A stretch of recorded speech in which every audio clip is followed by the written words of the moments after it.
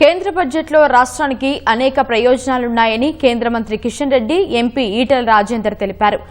దూరదృష్టితో దీర్ఘకాలిక నిర్ణయాల వల్ల భారత జీడీపీ 7% పెరిగిందని ఈటెల రాజేందర్ అన్నారు. యువశక్తిని దేశ ప్రగతిలో భాగస్వామ్యం చేసే లక్ష్యంతో బడ్జెట్ ప్రవేశపెట్టినట్లు తెలిపారు. ఎరువులకు రాయితీ పెంపు ద్వారా రాష్ట్రంలోని రైతులకు లబ్ది చేకూరుతుందని కేంద్ర మంత్రి కిషన్ రెడ్డి తెలిపారు. వరంగల్లోని కాకతీయ టెక్స్టైల్స్ పార్కుకు లబ్ది కలిగే పథకాన్ని కేంద్రం తెచ్చిందని వివరించారు. మెట్రో రైలు గురించి ప్రత్యేకంగా బడ్జెట్లో ఉండదన్న కేంద్ర మంత్రి కిషన్ రెడ్డి మెట్రోపై డీపీఆర్ ఇస్తే పట్టణాభివృద్ది శాఖ నిధులు ఇస్తుందని వివరించారు. తెలంగాణ రాష్ట్రానికి కూడా ఈ బడ్జెట్ అనేక రకాలుగా ఉపయోగపడుతుంది.